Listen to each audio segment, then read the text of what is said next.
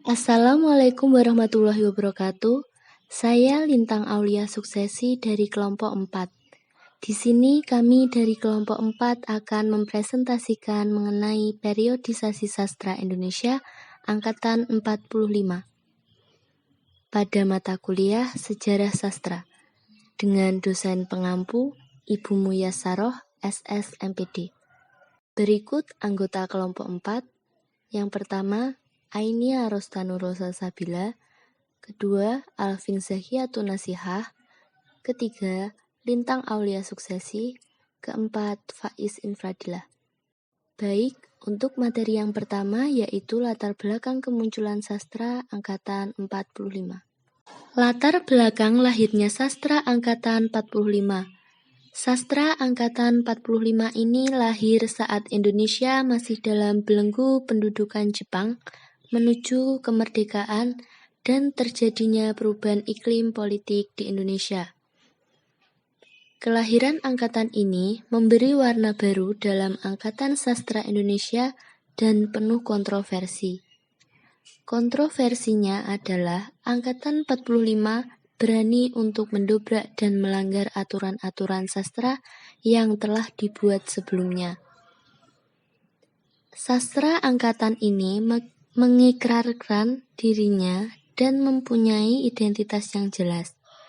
Tidak seperti angkatan sebelumnya yang tunduk pada penjajah yang dianggap mencoreng dan mengkhianati bangsa Indonesia itu sendiri. Seperti halnya yang dilakukan oleh angkatan Balai Pustaka yang dinilai tunduk pada Volkslitteratur, yakni lembaga kesusastraan kolonial Belanda, dan angkatan Punjaga Baru dinilai mengkhianati identitas bangsa karena terlalu berkiblat ke barat. Angkatan ini pun berdiri dengan tegak sebagai penolakan dari angkatan-angkatan sebelumnya. Sastra angkatan 45 ini pun menjadi pusat perhatian pada sastrawan di seluruh Indonesia. Hal ini merujuk pada beraninya sastra dalam melanggar aturan-aturan sastra yang ada. Oleh karena itu, hal inilah yang menjadi ciri khas dan lahirnya identitas baru dalam sastra angkatan 45 ini.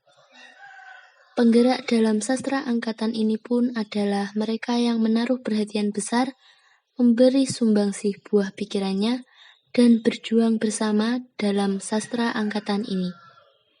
Para sastrawan yang tergabung dalam sastra angkatan ini seolah ingin bebas dari kekangan budaya asing yang mengikat budaya Indonesia. Pelopor dari sastra angkatan 45 ini adalah Rosihan Anwar, seorang sejarawan, sastrawan, dan budayawan di Indonesia. Lanjutan, beliau mengikrarkan nama angkatan ini dalam lembar kebudayaan Gelanggang. Setelah penamaan angkatan itu, banyak tanggapan positif yang didapat Rosihan Anwar. Para sastrawan pun setuju dan menyepakati atas penamaan angkatan ini, terutama mereka yang tergabung dalam sastra periode 40-an. Adapun tokoh yang tergabung dalam sastra angkatan 45 adalah Asrul Sani, Khairil Anwar, Muchtar Apin, Rifal Apin, dan Baharudin. Mereka aktif dalam menciptakan karya sastra dan mereka mendapat saluran resmi untuk menerbitkan karya-karya yang telah mereka ciptakan melalui majalah kebudayaan Gema Suasana pada Januari 1948. Awalnya majalah ini masih dalam naungan percetakan Belanda Opbouw atau pembangunan. Namun dalam konfrontasinya, mereka berhasil lepas dan pindah ke Gelanggang. Setelah pindah, mereka kemudian menerbitkan Kredo Angkatan 45 yang dikenal luas dengan nama Surat Kepercayaan Gelanggang.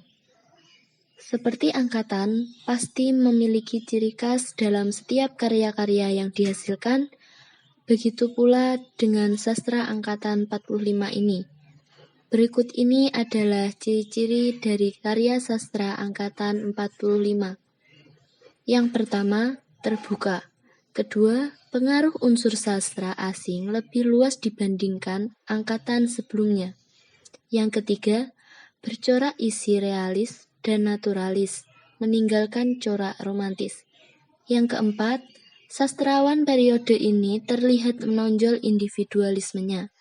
Yang kelima, dinamis dan kritis, berani menabrak pakem sastra yang mapan sebelumnya.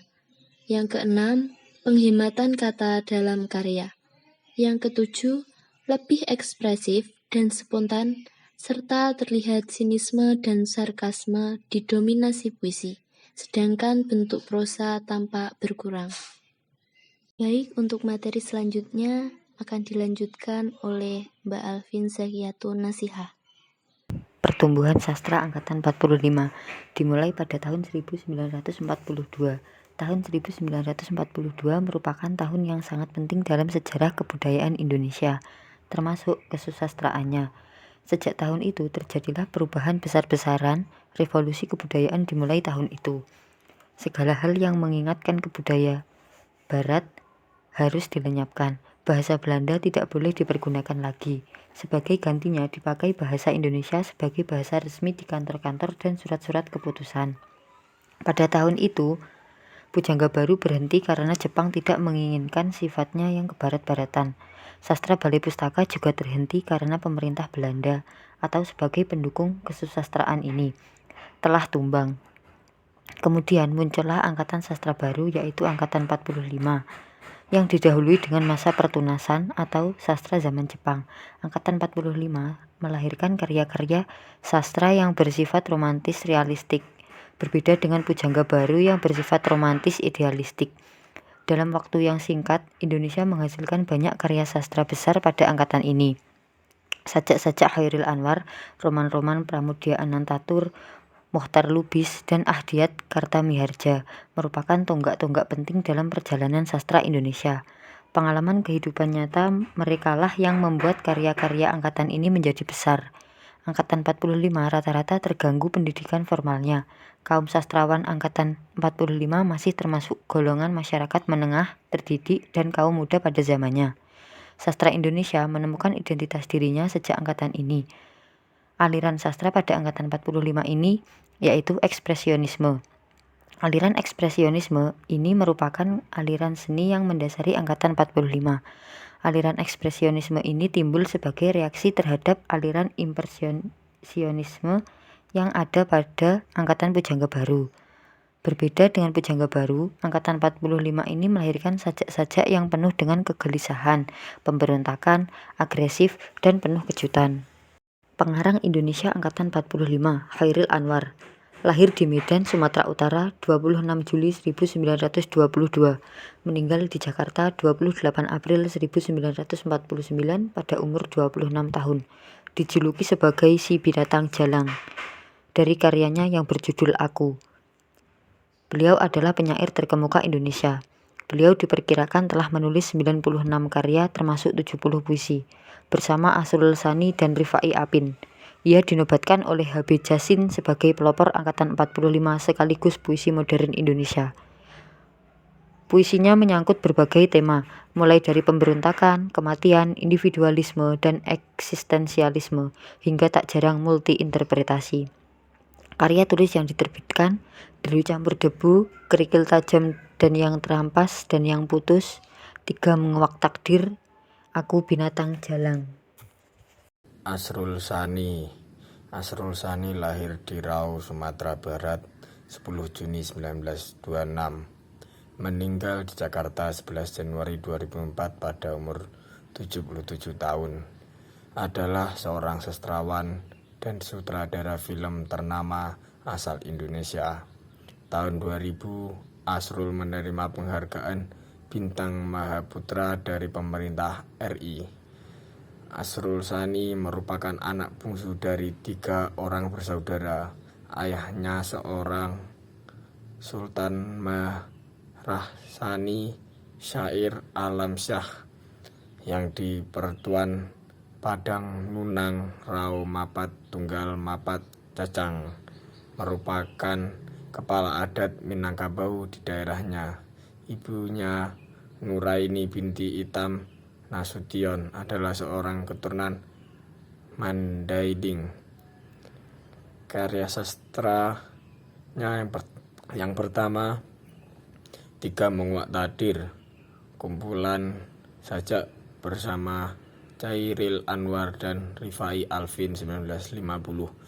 Yang kedua, Dari Suatu Masa, Dari Suatu Tempat, kumpulan cerpen 1972. Yang ketiga, Mantera, kumpulan sajak 1975.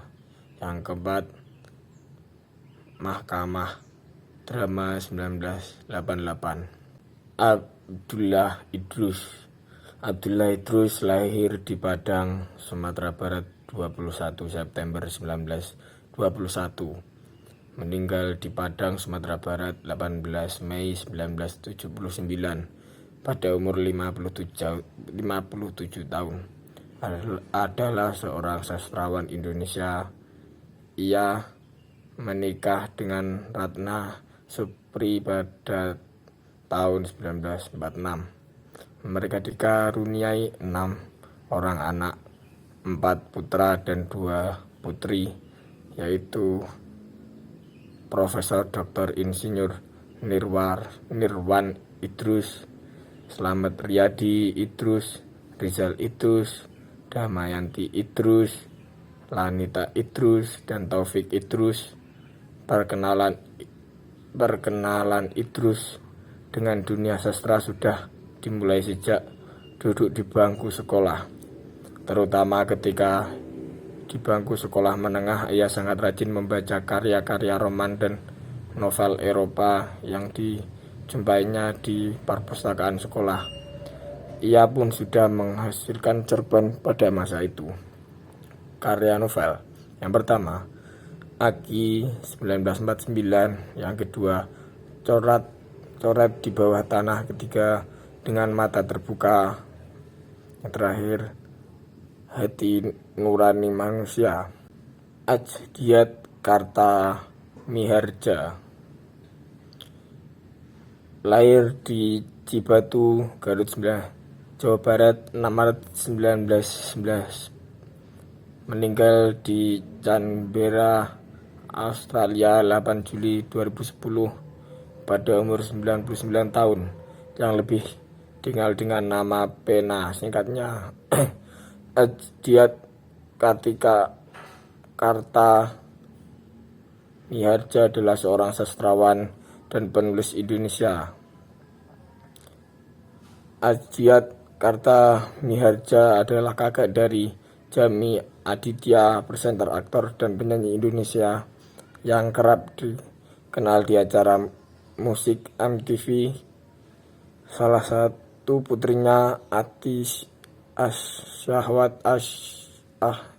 Asyawati, menikah dengan seorang berkebangsaan Australia saat Ajdiat sedang mengajar di Canberra, dan Jami adalah anak ketiga dari pasangan tersebut. Karya sastra: 1. Polemik Kebudayaan, editor 1948. 2. Ateis, novel 1949, diangkat ke film layar lebar dengan judul yang sama tahun 1974. 3. Bentrokan dalam Asrama, drama 1952. 4. Keretakan dan Ketegangan, kumpulan cerpen 1956. Trisno Soemardjo lahir pada tahun 1916, meninggal pada 21 April 1969. Beliau adalah seorang penerjemah Indonesia yang antara lain menerjemahkan A Midsummer Night's Dream karya Shakespeare.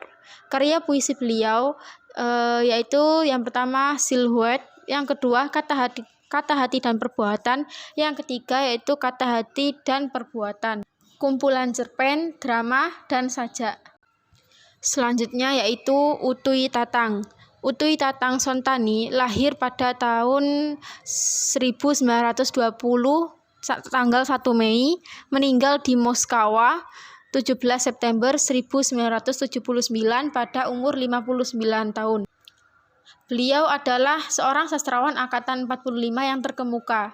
Beliau diutus oleh pemerintah Indonesia pada 1958 sebagai salah seorang wakil Indonesia dalam konferensi pengarang Asia Afrika di Uzbekistan.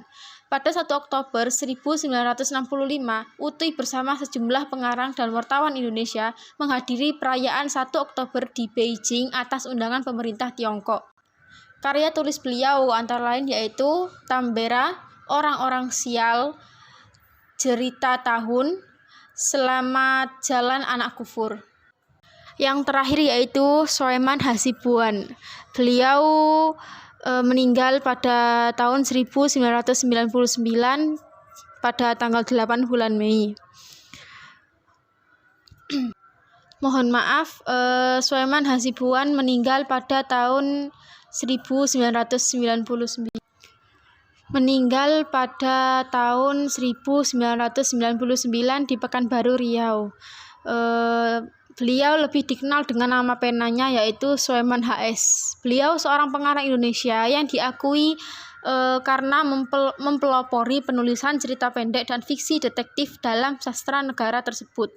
Lahir di Bengkalis Riau, Hindia Belanda dari keluarga petani, Soeman belajar untuk menjadi guru dan di bawah bimbingan pengarang Muhammad Kasim, seorang penulis, ia mulai bekerja sebagai guru bahasa Melayu setelah menyelesaikan sekolah normal pada 1923. Karyanya di antara lain yang pertama yaitu Kasih Tak Terlarai pada tahun 1961, yang kedua yaitu Mentari Pencuri Anak Perawan, yang ketiga yaitu Percobaan Setia. Surat Kepercayaan Gelanggang. Surat Kepercayaan Gelanggang adalah pernyataan sikap dari beberapa sastrawan Indonesia yang pada kemudian hari dikenal sebagai Angkatan 45. Kata gelanggang berasal dari nama ruang budaya di majalah mingguan bernama Siasat. 3 tokoh, yaitu Khairil Anwar, Rifai Apin, dan Asrul Sani, adalah pengasuh dari perkumpulan ini. Namun yang paling menonjol adalah Asrul Sani dan Rifai Apin. Adapun motivasi yang melatar belakangi terbentuknya perkumpulan ini.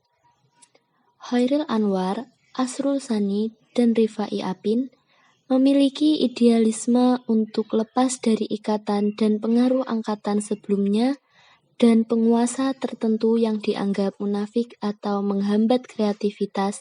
Mereka menentang chauvinisme dan punya paham kalau seni bersifat universal.